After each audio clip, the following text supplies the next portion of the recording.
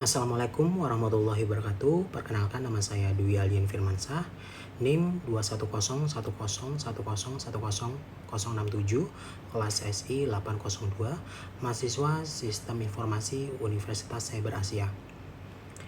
Pada kesempatan kali ini, saya akan melakukan presentasi yang ditujukan untuk ujian akhir semester mata kuliah Etika Profesi Sistem Informasi yang diampu oleh dosen Ibu Vika Febri Mulyati, Eskom Mkom. Di presentasi kali ini, saya akan membahas terkait cybercrime. Jadi, jenis-jenis cybercrime, kasus pencegahan dan penanggulangan serta landasan hukum dari masing-masing jenis cybercrime tersebut. Berdasarkan aktivitasnya, cybercrimes itu ada beberapa jenis. Yang pertama, ada unauthorized access atau akses ilegal, yang kedua ada illegal contents, yang ketiga ada penyebaran virus secara sengaja atau ransomware, yang keempat ada data forgery, yang kelima ada cyber espionage, sabotage, dan extortion, yang keenam ada cyber stalking, yang ketujuh ada carding, yang ke-8 ada hacking dan cracking, yang ke-9 ada cyber squatting dan typo squatting, yang 10 ada hijacking, dan yang terakhir atau yang ke-11 ada cyber terrorism. Jadi tadi adalah 11 jenis cybercrime berdasarkan aktivitasnya. Nah, yang saya akan bahas di presentasi kali ini ada 6 jenis cybercrime. Jadi yang nantinya saya akan bahas terkait definisi atau penjelasan cybercrime tersebut, serta beberapa case yang pernah terjadi, dan juga pencegahan serta penanggulangan dan landasan hukum dari masing-masing jenis cybercrime tersebut. Yang pertama, ini adalah jenis cybercrimes yang mungkin umum atau banyak terjadi di sekitar kita. Nah, yaitu unauthorized access atau hacking dan cracking. Unauthorized access itu adalah aktivitas mengakses sistem elektronik tanpa izin yang sah dari pemilik sistem tersebut. Nah, dalam prakteknya, aktivitas ini mencakup hacking, yaitu mencari celah keamanan untuk membobol sistem, dan cracking, yaitu merusak dan memodifikasi sistem secara ilegal. Nah, pada tanggal 20 Juni tahun 2024, Lockbit 3.0 atau varian ransomware bernama Brandkeeper itu berhasil membobol PDN atau Pusat Data Nasional Sementara di Surabaya. Nah, akibatnya apa? Layanan publik seperti migrasi di bandara serta sistem layanan Kementerian Kependidikan dan layanan di 44 instansi pemerintah lumpuh. Nah, peretas atau pelaku juga meminta tebusan sebesar 8 juta US dollar. Nah, dari hal ini, apa yang bisa kita lakukan terkait penanggulangan dan pencegahan? Yang pertama, kita bisa mengimplementasikan firewall, IDS atau IPS, dan juga MFA atau Multi-Factor Authentication untuk akses kritikal. Nah, yang kedua, kita bisa lakukan vulnerability scanning, penetration testing, dan juga monitoring log secara rutin, atau bisa dikatakan maintenance dan audit secara rutin dan berkala. Nah, yang ketiga, kita bisa membentuk internal CSIRT atau Cyber Security Incident Response Team, dan juga bisa meningkatkan dengan kerjasama dengan beberapa badan atau instansi seperti BSN, PANDI, dan juga Polri. Nah, yang terakhir, kita bisa meningkatkan literasi dengan edukasi digital kepada pelajar dan juga masyarakat atau pegawai pemerintah untuk menangkal atau mencegah social engineering dan juga penguatan kredensial. Nah, landasan hukum dari cybercrime jenis ini apa? Jadi di UU ITE itu ada pasal 30 ayat 2 terkait akses ilegal ke sistem elektronik. Terus yang kedua ada pasal 31 ayat 1 terkait penyadapan dan intersepsi ilegal. Yang ketiga ada pasal 32 ayat 1 terkait perusakan dan perubahan informasi elektronik. Yang keempat ada pasal 33 terkait sistem elektronik yang terdiganggu, ya, yang akhirnya tidak berfungsi atau mengganggu sistem elektronik hingga tidak berfungsi. Yang terakhir ada pasal 46 ayat 3 junto pasal 52 ayat 3 jika menyerang sistem pemerintahan. Nah, hal ini akan mengakibatkan hukumannya ditambah sepertiga dari ancaman maksimal. Cybercrime jenis yang kedua ini adalah phishing dan identity thief. Nah, phishing itu sendiri adalah upaya penipuan melalui email, SMS, atau situs palsu untuk mencuri data pribadi seperti username, password, ataupun OTP. Nah, sedangkan identity thief itu adalah pencurian identitas. Nah, ini biasanya terjadi setelah data korban digunakan untuk tujuan ilegal seperti mengambil alih akun bank ataupun media sosial. Nah, menurut laporan IASC atau Indonesia Anti-Scam Center, nah hingga bulan Mei 2025 terdapat 128.281 laporan penipuan digital dengan total kerugian mencapai 2,6 triliun rupiah. Nah, dari jumlah tersebut, hampir sebesar 208.333.000 akun terdeteksi melakukan penipuan dan 47.891 akun itu berhasil diblokir oleh OJK, yaitu Otoritas Jasa Keuangan.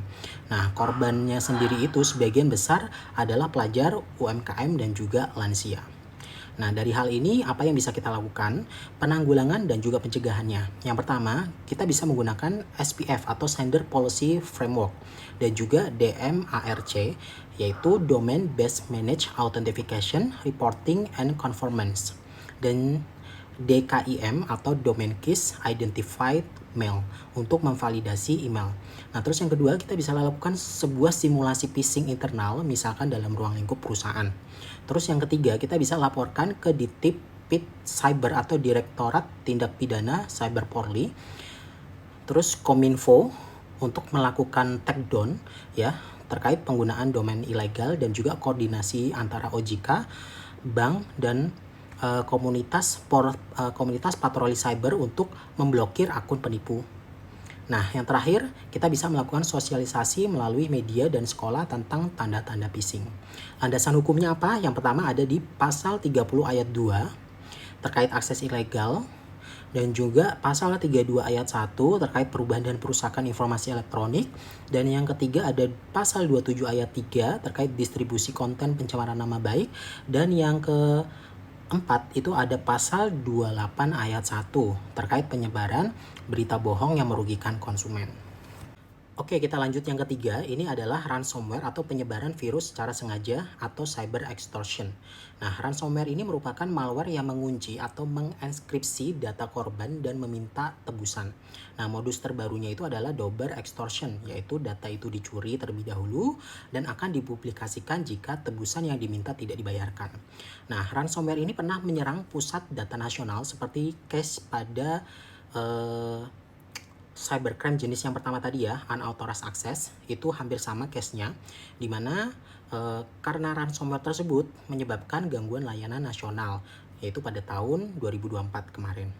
Nah, dan juga ada kasus BSI tahun 2003 yang memang disebabkan juga oleh ransomware Lockbit 3.0 ini.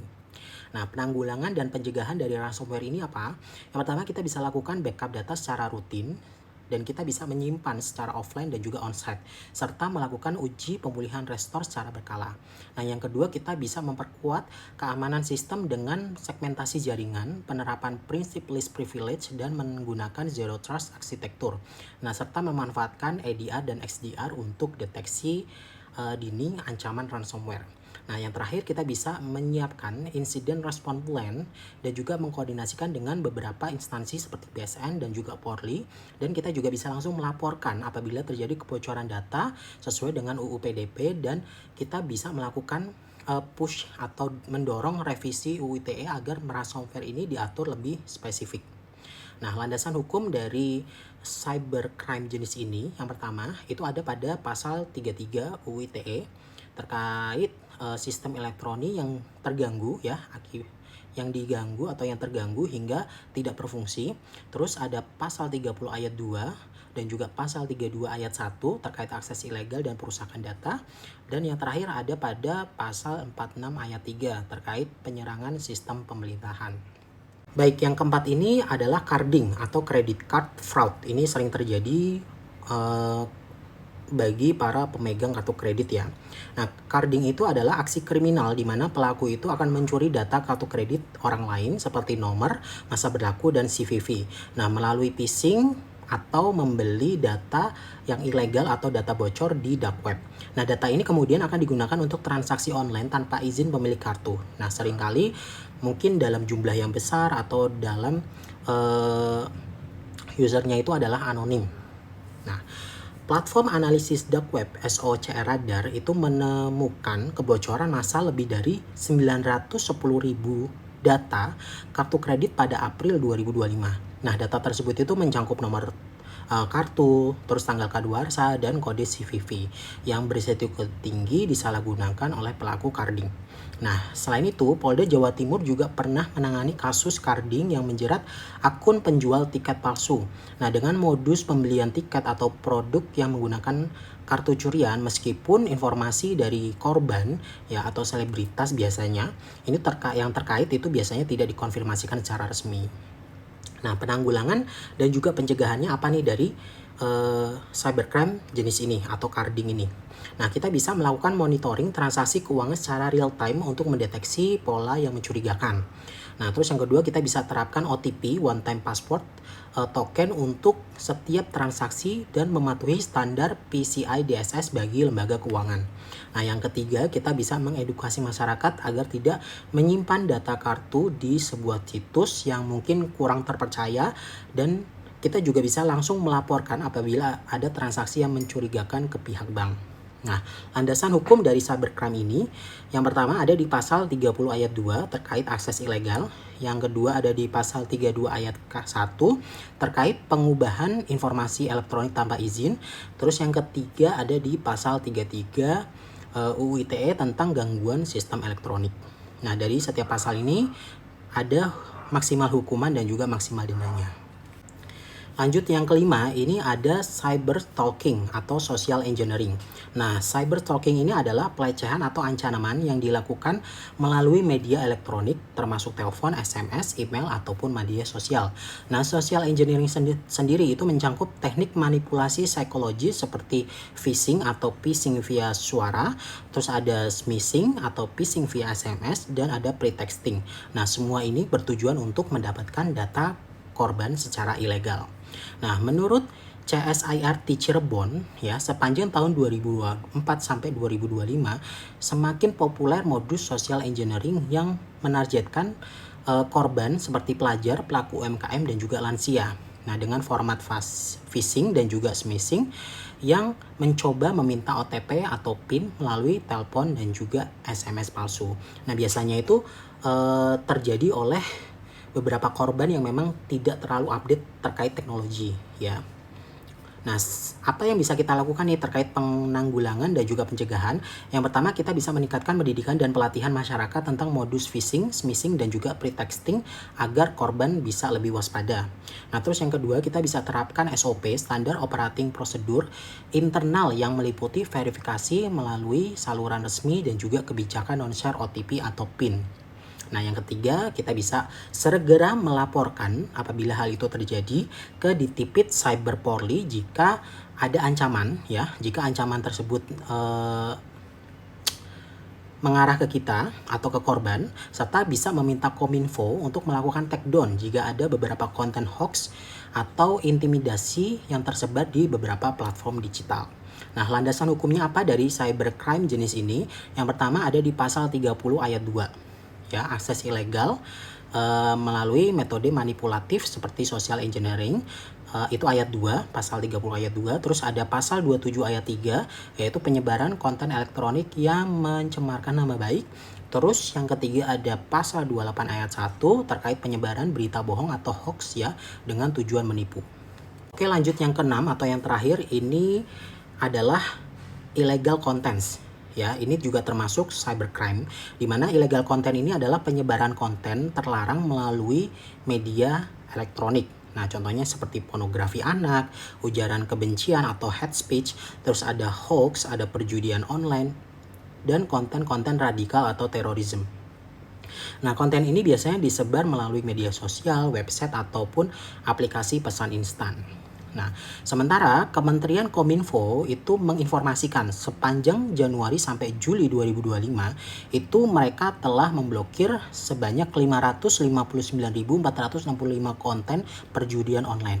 Nah, sementara itu Bawaslu juga telah mencatat ada ratusan kasus penyebaran ujaran kebencian atau hate speech dan juga hoax politik terkait pemilu 2024 kemarin yang melalui Facebook, WhatsApp, dan juga TikTok. Nah, penanggulangan serta pencegahan yang bisa kita lakukan yang pertama adalah menekan pemerintah melalui Kominfo untuk melakukan atau lebih giat lagi melakukan pemblokiran situs atau aplikasi ilegal secara rutin. Nah, terus yang kedua kita bisa memberikan edukasi literasi digital kepada masyarakat untuk memverifikasi informasi sebelum menyebarkan konten tersebut. Nah, yang ketiga kita bisa segera melaporkan konten-konten yang terlarang atau konten ilegal ini melalui beberapa platform atau instansi yang memang sudah disediakan oleh pemerintah, dan kita juga bisa langsung menyampaikan ke Ditipid Cyber Polri.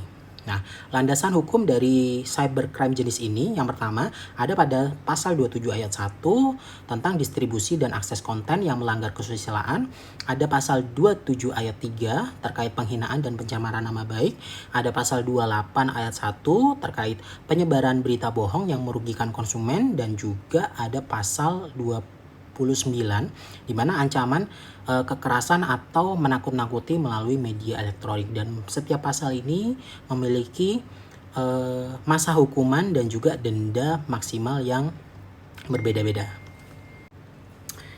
Oke, itu tadi ada 6 jenis cybercrime yang menurut saya masih sering terjadi dan sering menelan banyak korban ya pastinya. Dan saya memohon maaf apabila beberapa informasi kurang valid. Saya juga ingin mengucapkan terima kasih kepada Ibu Vika selaku dosen pengampu mata kuliah Etika Profesi Sistem Informasi.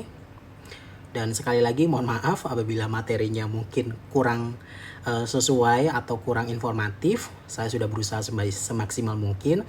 Dan akhir kata, wassalamualaikum warahmatullahi wabarakatuh.